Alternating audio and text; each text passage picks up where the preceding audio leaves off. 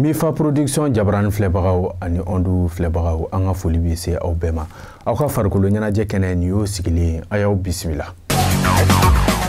An ka bi bakurubaw la an ka bakuruba fɔlɔ o bɛna kɛ fɛn min ye championnat national de football féminin n'o ye an ka musolakaw tɔgɔla dolantan min bɛ yen nɔ o tile 6nan jaabiw an bɛna olu di aw ma.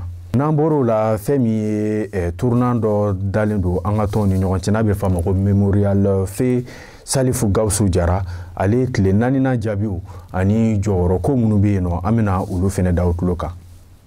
N'an bɔra yen nɔ fɛn min ye championnat du monde handball o fɛnɛ dolantanw bɛ ka kɛ nin wagati in na jaabi minnu sɔrɔl'o la an bɛna o jaabiw di aw ma ani jɔyɔrɔ ko minnu bɛ yen nɔ an bɛna olu di.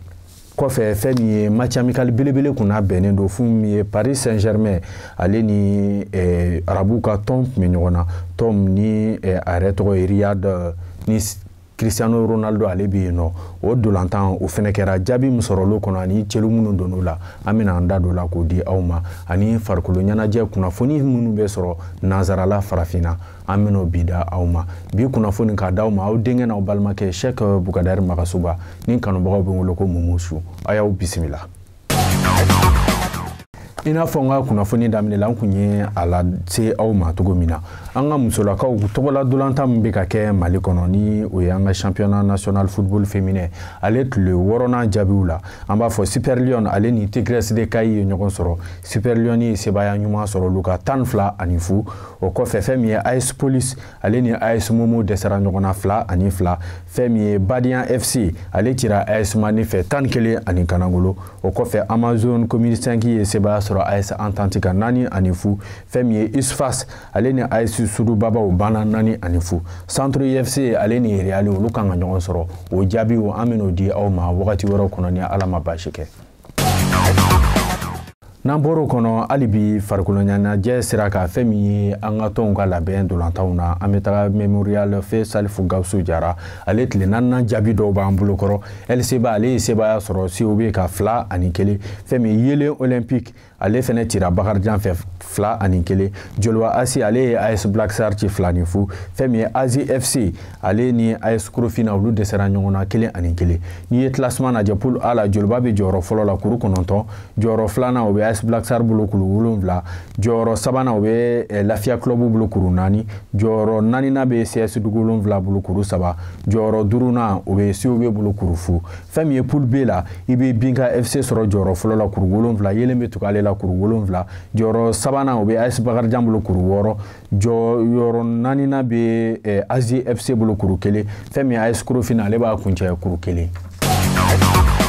An bɔra yen an bɛ don an ka Aigle ka kunnafoni na nin wagati na n'o ye anw yɛrɛ ka samata sɛgɛw olu ka dɔgɔkun kɔnɔna na u ye kunnafoni minnu b'o kun kan an bɛ taga fɛn min ye yɛlɛma siraw fɛ anw yɛrɛ ka capitaine ba ni ale tɔgɔ ye Amari Traoré ni ale yɛrɛ ka contrat tɔ ye kalo 5 ɲɔgɔnna ye tɔn fɛ n'o ye Stade Rennais olu yɛrɛ fɛnɛ ka capitaine don Amari nin wagati na France tɔn wɛrɛ kelen don k'i ɲɛ jɔ a la tɔn ni ale tɔgɔ ye Olympique Lyonnais nka o dɔrɔn tɛ Anglais ka tɔn wɛrɛ bɛ yen n'o tɔgɔ ye Fulham ni dɔgɔkun yɛrɛ kɔnɔ olu ye mun ye franc CFA miliyari 3 ani buruburu olu y'o di Rennes ma walasa u bɛ se ka Amari sɔrɔ cogo min na o kɔfɛ an bɛ to mercato kɔnɔ hali bi fɛn min ye nin kunnafoni bɔra Matt Laus fɛ n'ale bɛ baara kɛ Telegraph la Chelsea nin wagati na ale fɛnɛ kelen don ka kunnafoniw caman ta anw ka camancɛma kan ni o tɔgɔ ye Yves Bissouma nin wagati na a bɛ dolantan tɔn na n'o ye Tottenham ye o kɔnɔna na u ye cikan fɔlɔ minnu bila Tottenham banna o kɔfɛ u yɛrɛ ka ɲɛfɛ dolantana bɛ yen n'a tɔgɔ ye Hakim Ziyech u k'u bɛ wari dɔ da o kan walasa k'o falen Yves Bissouma na cogo min na nka o bɛɛ n'a ta Tottenham ale ma sɔn hali bi.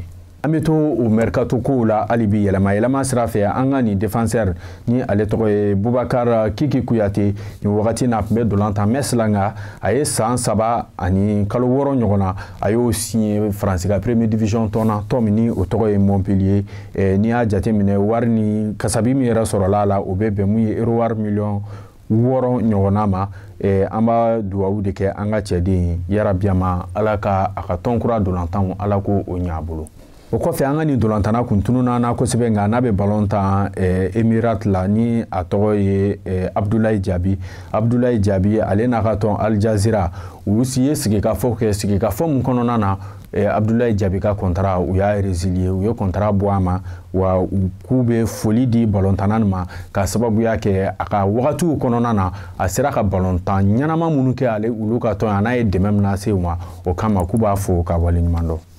Hali bi an bɛ to an ka dolantannaw ka kunnafoni na an b'a fɔ aw ye an ka dolantanna dɔ tun bɛ yen nɔ ni ale yɛrɛ opérera a genou na nin wagati in na ni a tɔgɔ ye Saka Bagayogo ni bɛɛ b'a wele ko Chateau an b'a fɔ kunnafoni duman bɛ yen Chateau a ye entraînement daminɛ tile 2 na a ka tɔn fɛ. An bɛ to fɛn min ye chaîne Total Énergie ye an b'a fɔ an ka dege karamɔgɔba n'o ye Aiglou ka dege karamɔgɔ n'ale tɔgɔ ye Eric Sekouchel an y'a ye ale tagara Oran nin wagati in na fɛn min ye n'u jani n'a ka cɛdenw a tagara a bɛ se ka taga dɛmɛ don u ma cogo min na ka se ka fanga don u kɔnɔ sabula Mali bɛ nalen a ka dolantan laban min na an b'a fɔ o dolantanw kɔnɔna na ni an sera ka sebaaya sɔrɔ walima ni an ye filani bɛ kɛ ni bi ye o bɛ kɛ sababu ye an bɛ se ka qualifier ka taga fɛn min ye quart de finale sira la o de y'a to a tagara ka taga dɛmɛ don an ka dege karamɔgɔ ma n'i ye Mali ka bɔko fɔlɔ yɛrɛ lajɛ Aiglou ka kunnafoni kɔnɔna na an b'a fɔ an ni Angola ye ɲɔgɔn sɔrɔ dolantan banna 3-3 dolantan nin kɔnɔna na cɛden fɔlɔ minnu sera Mali fɛ Germain Berté Yoro Diaby Émile Koné, Ismaël Bamba, Suleiman Koulibaly, Fadi Koulibaly, Moussa Koulibaly, Sada Diallo, Maran Samabali, Djibril Koulibaly ani an ka kalamanitaw tun bɛ Amidou Sinayogo ye. An b'a fɔ dolantan gɛlɛyara Mali bolo kosɛbɛ kosɛbɛ ka sababuya kɛ sanga 10 na fɛn min ye Aurelio Angola fanfɛ ale bɛ cɛlu don sanga damadɔ o kɔfɛ sanga 23 nan yɛrɛ fɛn min ye Amidou Sinayogo an bɛ corner dɔ sɔrɔ ko centre ka na u bɛ to fɛn na u ni ɲɔgɔn cɛ fɛn min ye Sinayogo ale b'o tan k'o don sanga damadɔ dɔrɔn o kɔfɛ an b'a fɔ sanga 2 o kɔfɛ sanga 25 nan Aurelio a bɛna ka cɛlu 2nan don ba Maliba kun donc an bɛ to la fo sanga 73 nan na deuxième mi-temps na Vieira ale bɛna cɛlu 3nan don o de kɔfɛ Mali ka yɛlɛmaw bɛna kɛ fɛn min ye Yoro M Diaby ale bɛna Mali ka cɛlu 2nan don sanga 79 na sanga damadɔ dɔrɔn o kɔfɛ sanga 83 nan Kalaba ale bɛna Mali ka cɛlu 3nan don ka an bɛɛ bila égalité la 3-3 n'i ye a jate minɛ homme du match yɛrɛ o kɛra Yoro Musa Diaby ye nin dolantan na. An bɛ to hali bi an ka dolantannaw ka kunnafoni na nin ye an ka denmisɛnnin ni wagati na ni a yɛrɛ bɛ san 20 na ni a tɔgɔ ye Isuf Mayiga a bɛ dolantan Portugal 2e division tɔn na tɔn mun ni a tɔgɔ ye Trofens an ye dolantanni yɛrɛ a jɔkundama an b'a fɔ o ye mètre 1 ani centimètre 78 a bɛ dolantan fɛn min ye ailier droit la an b'a fɔ ale ka ja dɔw b'an bolo an ka tugu olu lajɛ. O Estrela vai responder com Xinga e também com Guzmán. Foram chamados ao banco. Maiga, isolar-se. Maiga vai marcar para outra vez. Já está! E Sofi Maiga a fazer o segundo num slalom entre adversários a ampliar para 2-0. Braços abertos do lado dos homens do Estrela, ficam a olhar uns para os outros, tentando perceber o que acabou de acontecer.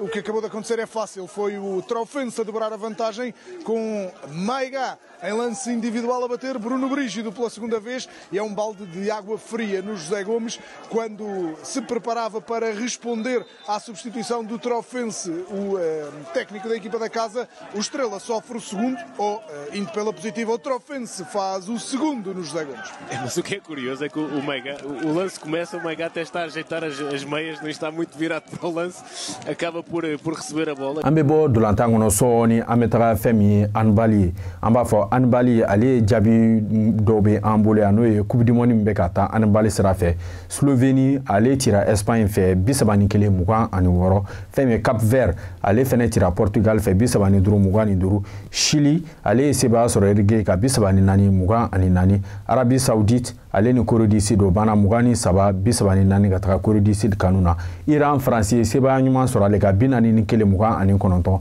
Brésil ale fɛnɛ cira Hongrie fɛ 28-25 donc n'i ye u ka jɔyɔrɔ kow lajɛ groupe A la Espagne bɛ jɔyɔrɔ fɔlɔ la Montenegro bɛ tugu ale la Iran bɛ tugu la Chili bɛ tugu la groupe B France bɛ jɔyɔrɔ fɔlɔ la Slovénie bɛ tugu a la Pologne bɛ tugu a la Arabie Saoudite bɛ tugu a la groupe C Suède bɛ jɔyɔrɔ fɔlɔ la Brésil bɛ tugu la Cap Vert bɛ tugu la Uruguay bɛ tugu la fɛn min ye groupe D Islande bɛ jɔyɔrɔ fɔlɔ la Portugal bɛ 2nan na Hongrie bɛ 3nan na 4nan o bɛ Corée bolo groupe E la Allemagne bɛ jɔyɔrɔ fɔlɔ la, Serbie bɛ tugu la, Qatar bɛ tugu la, Algérie bɛ tugu la. Fɛn min ye groupe F ye, Norvège bɛ jɔyɔrɔ fɔlɔ la, Pays-Bas bɛ tugu la, Argentine bɛ tugu la, Macédoine bɛ tugu la. Groupe G la Égypte bɛ yen, i bɛ Croatie sɔrɔ yen.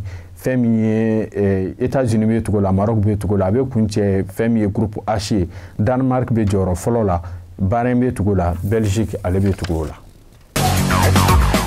Kɔnɔ na an bɛna CHAN na, ni an nana CHAN na, an b'a fɔ CHAN dolantan dɔw daminɛra. Jaabi minnu bɛ yen n'an bɛ se k'o d'aw ma, an b'a fɔ Mali ka bɔko fɔlɔ la, ale ni Angola dɛsɛra ɲɔgɔn na 3-3 i n'a fɔ an kun y'an da don o la. O kɔfɛ Cameroun ye sebaya sɔrɔ Congo ka 1-0, Mozambique ale ye Libye ci 3-2, Algérie ale ni Éthiopie, Algérie ye Éthiopie ci 1-0, RDC ni Côte d'Ivoire dɛsɛra ɲɔgɔn na 0-0, Sénégal ale cira Uganda fɛ 1-0, Maroc ale ni Madagascar o banna 3-0 ka taga Madagascar kanu na, Ghana ye Sudan ci 3-1, Angola ni Mauritanie olu dɛsɛra ɲɔgɔn na 0-0, Congo ale ni Niger o banna 0-0.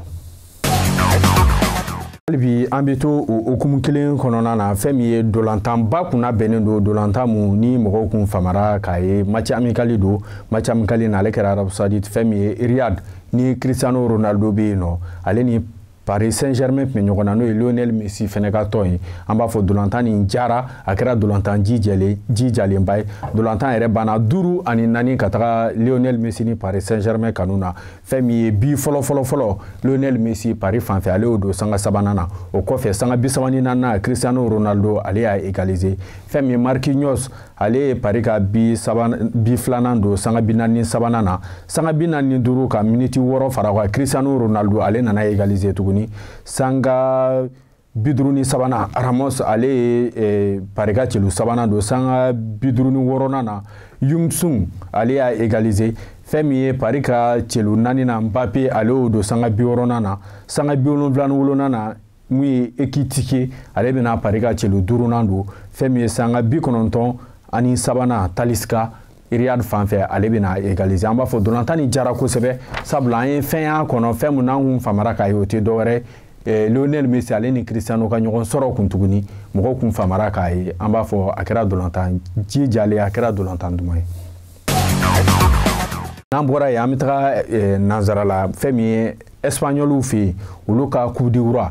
An b'a fɔ o fɛnɛ 8e de finale dolantanw kɛra Real Sociedad ye Mallorca ci 1-0, fɛn min ye Deportivo Alaves ale ye Sevilla ale ci 1-0, Sporting Dijon ale cira fɛn min ye Valence fɛ 4-0, Athletic Bilbao ye Espanyol ci 1-0, Atletico Madrid ale ye Levante ci 2-0, fɛn min ye Betis Séville ale ni Osasuna dɛsɛra ɲɔgɔn na 2-2, fɛn min ye tiro biti Osasuna ye sebaya sɔrɔ ale kan 4-2.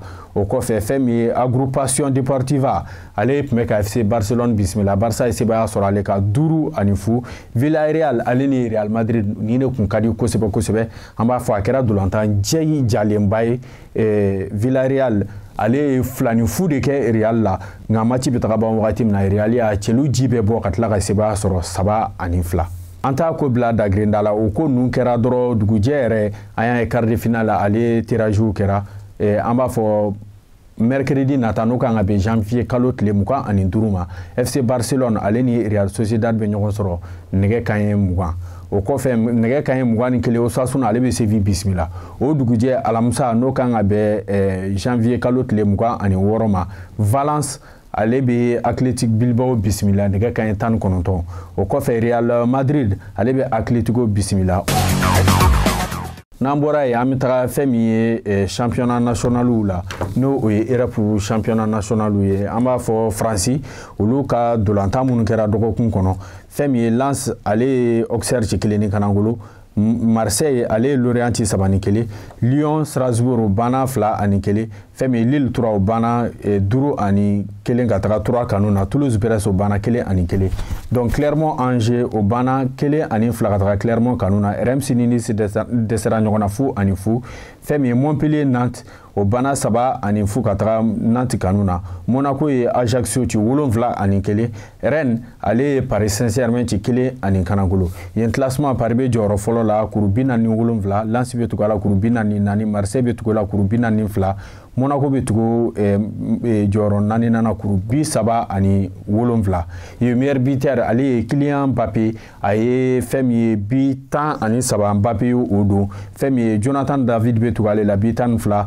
Thierry Moffi bi 12 fo ka se Alexandre Lacazette, Neymar, Wissam Ben Yedder bi 11 bolo. Meilleur passeur Lionel Messi a ye passi 10 kɛ. Neymar bɛ tugu a la passi 10. Jonathan Klose passi 7. Fɛn min ye Florent Sotoka passi 6 ani Rémi Kabila passi 6. N'an bɔra yen dɔrɔn an bɛ taga anglais fɛ yen nɔ. Olu ka tile 7nan o match en retard dɔ kɛra. Fɛn min ye Fulham ye sebaya sɔrɔ Chelsea ka 2-1. O kɔfɛ tile 20nan o dolantan match retard dɔ fɛnɛ kɛra. Aston Villa ale ye Lille ci o banna 2-1. Manchester United ye Manchester City ci 2-1. Wolverhampton ale ye West Ham ci 1-0. O kɔfɛ fɛn min ye Nottingham Forest ye Leicester ci 2-0. Brighton ye Liverpool ci 3-0. Everton ale cira Southampton fɛ 2-1. Brentford ale Bournemouth ci 2-0. Chelsea ale Crystal Palace ci 1-0. Ni ye a jateminɛ Newcastle Fulham o bana 1-0. Tottenham Arsenal ye ale ci o bana 2-0. Donc tile 7nan jaabi dɔw la hali bi dolantan match en retard kundo Angleterre. An b'a fɔ Crystal Palace ale ni Manchester United olu dɛsɛra ɲɔgɔn na 1-1. Fɛn min ye Manchester City ale ye Tottenham ci o bana 4-2. Yen nɔ tile 21nan o dolantanw kan ka taa dɔgɔkun yɛrɛ kɔnɔna na. Liverpool bɛ Chelsea bisimila, Leicester bɛ Brighton bisimila, Southampton bɛ Aston Villa bisimila, West Ham bɛ Everton bisimila. Fɛn min ye Bournemouth ale ni Nottingham Forest olu bɛ ɲɔgɔn sɔrɔ.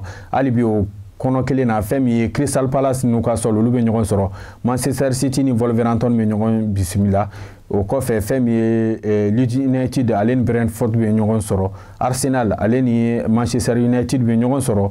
O kɔfɛ Fulham Tottenham olu fɛnɛ bɛ ɲɔgɔn sɔrɔ. Yen jɔyɔrɔ fɔlɔ bɛ Arsenal bolo kuru 47.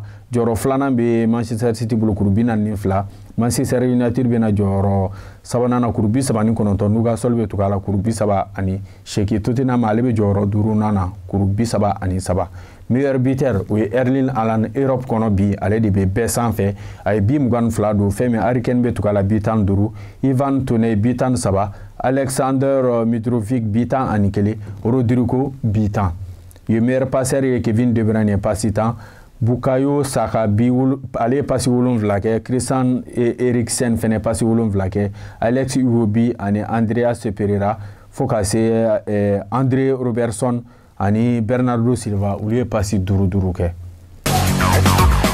N'an bɔra yen an bɛ taga fɛn min ye Liga ye olu fɛ yen nɔ Celta Vigo ale ni Villarreal olu dɛsɛra ɲɔgɔn na 1-1. O kɔfɛ Valladolid ale cira Rayo fɛ 1-0. Fɛn min ye Girona ale ni Sevilla Girona ye sebaya sɔrɔ Sevilla ka 2-1. Osasuna ale ye Mallorca ci 1-0. Real Sociedad ale ye Athletic Bilbao ci 3-1. Getafe ale cira Espanyol fɛ 2-1. Almeria ale ni Atletico olu dɛsɛra ɲɔgɔn na 1-1. O dolantan na an ka cɛden yɛrɛ ye bi don ni ale tɔgɔ ye El Bilal Touré a ye bi ɲɛnamaba don o dolantan na. O kɔfɛ Cadix ale ni Elche ye ɲɔgɔn sɔrɔ olu dɛsɛra ɲɔgɔn na 1-1. Fɛn min ye journée 18nan o dolantanw kan ka kɛ. Mallorca ni Celta Vigo bɛ ɲɔgɔn sɔrɔ. O kɔfɛ Rayo Vallecano bɛ Real Sociedad bisimila. Betis ale bɛ i tagama ka taga Espanyol fɛ yen. Atletico ale ni Valladolid bɛ ɲɔgɔn sɔrɔ. O kɔfɛ Sevilla ni Cadiz olu fɛnɛ bɛ ɲɔgɔn sɔrɔ. Villarreal ni Girona bɛ ɲɔgɔn sɔrɔ. Elche Osasuna, FC Barcelone ale ni Getafe bɛ ɲɔgɔn sɔrɔ. Athletic Bilbao ni Real Madrid olu bɛ ɲɔgɔn sɔrɔ. O kɔfɛ Valence ale ni Almeria olu bɛ ɲɔgɔn sɔrɔ. Yen jɔyɔrɔ fɔlɔ bɛ Barça bolo kuru 41. Fɛn min ye Real bɛ tugu a la kuru 38. Kuru jɔyɔrɔ 3nan bɛ Real Sociedad bolo kuru 35. O kɔfɛ jɔyɔrɔ 4nan ale bɛ Atletico Madrid bolo kuru 28. Fɛn min ye jɔyɔrɔ 5nan o bɛ Villarreal bolo kuru 28 o bɛ ale fɛnɛ bolo. Ye meilleur buteur o ye Robert Lewandowski a ye bi 13 don. Joselu bɛ tugu a la bi 10. Fɛn min ye Borjan Iglesias fo ka se Iago Aspas, Karim Benzema ani Veda Murugi olu ye bi 8 don. Ye meilleur passeur o ye Mikel Merino ale ye passi 7 kɛ. Antoine Griezmann, Ousmane Dembélé olu ye passi 5 kɛ Alex Garcia fo ka se Borijan Orioma ani Hugo olu ye ani Robert Lewandowski ani Rodrigo olu ye passi 4 kɛ. An bɔra an bɛ taga fɛn min ye Italikaw fɛ yen nɔ Serie A olu fɛnɛ fɛ yen nɔ Naples ale ye sebaya ɲumanba sɔrɔ Juventus ka 5-1 fɛn min ye Cremonese ale cira Monza fɛ 3-2 Lecce ni Milan dɛsɛra ɲɔgɔn na 2-2 fɛn min ye Inter ale fɛnɛ ye Hellas Verona ci 1 kanagolo o kɔfɛ Sassuolo Lazio tagamara ale ka 2-0 o kɔfɛ Torino ale cira Spezia fɛ 1-0 Udinese ale fɛnɛ cira Bologne fɛ 2-1 Atlanta ale ye Salernitana lajɔ ka 8-2 k'ulu la Roma ale ye Fiorentina ci o bana 2-0 Empoli ale fɛnɛ ye sebaya sɔrɔ Sampdoria ka 1 kanagolo ye an b'a fɔ dolantan min kan ka kɛ dɔgɔkun kɔnɔ yen nɔ an b'a fɔ Hellas Verona ni Lecce bɛ ɲɔgɔn sɔrɔ o kɔfɛ Salernitana ale ni Napoli bɛ ɲɔgɔn sɔrɔ Fiorentina bɛ Torino bisimila Sampdoria bɛ Udinese bisimila Monza ale ni Sassuolo bɛ ɲɔgɔn sɔrɔ Spezia Roma olu bɛ ɲɔgɔn sɔrɔ Juventus ale bɛ Atalanta bisimila Bologne ni Cremonese bɛ ɲɔgɔn sɔrɔ Inter Empoli fɛn min Lazio ale ni Milan AC olu bɛ ɲɔgɔn sɔrɔ yen jɔyɔrɔ fɔlɔ o bɛ Napoli bolo kuru 47 Milan AC bɛ tugu a la kuru 38 Juventus bɛ tugu a la kuru 37 Inter bɛ na jɔyɔrɔ 4 na kuru 37 o kɔfɛ Lazio ale bɛ na jɔyɔrɔ 5 na kuru 34 yen nɔ an b'a fɔ meilleur buteur o Victor Osimhen a ye bi 12 don bi 9 tigiw ye Ademola Lookman Lautaro Martinez Mbala Zola fo ka se Marco Arnautovic ma ani Rafael Leao olu bɛɛ ye bi 4 don o kɔfɛ ye meilleur passeur ale ye Sergi Milosevic ale ye passi 8 kɛ o kɔfɛ fɛn min ye Gérard Deulofeu ale ye 6 kɛ Mario Bills o fɛnɛ ye 6 kɛ.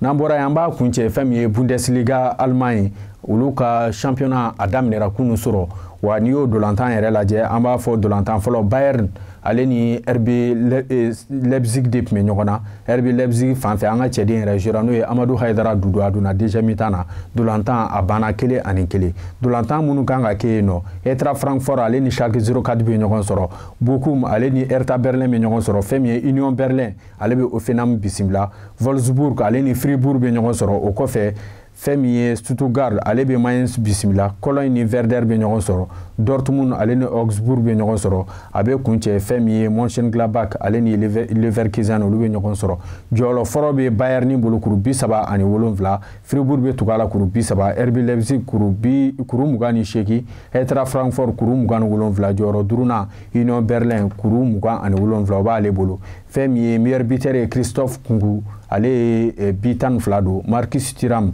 fo ka se Nicolas Fulkur ma olu ye bi 10 don Jamal Musiala ani Venso Grifo olu ye bi 9 don meilleur passeur o ye Randal Kolo Muani passi 9 Alassane Plea fo ka se Dominique ma ale olu ye passi 7 kɛ Jamal Musiala ani Mitch Welser olu ye passi 6 kɛ fɛn min ye Alassane Plea malien don wa ale kun jigi dalen do Faransi ka Faransi mago tɛ ka s'a ma a kan ka na jouer Mali ka équipe nationale fɛ an bɛɛ bɛ dugawu de k'a ye hali bi siraw bɛ se ka dayɛlɛn cogo min na a bɛ se ka na an ka équipe dɛmɛ sabula an mago bɛ cɛludonnaw la an bɛ yɔrɔ min na ko bi n'an sera k'o ɲumanw sɔrɔ o bɛ an dɛmɛ wa nin de bɛ kɛ ka an ka bi farikolo ɲɛnajɛ fɛnɛ kuncɛ an bɛ dugawu kɛ ni Ala ma baasi kɛ farikolo ɲɛnajɛ kunnafoni fɛn fɛn bɛ sɔrɔ dɔgɔkun nataw kɔnɔ aw bɛna a bɛ dafalen sɔrɔ aw k'an bɛn wagati wɛrɛ.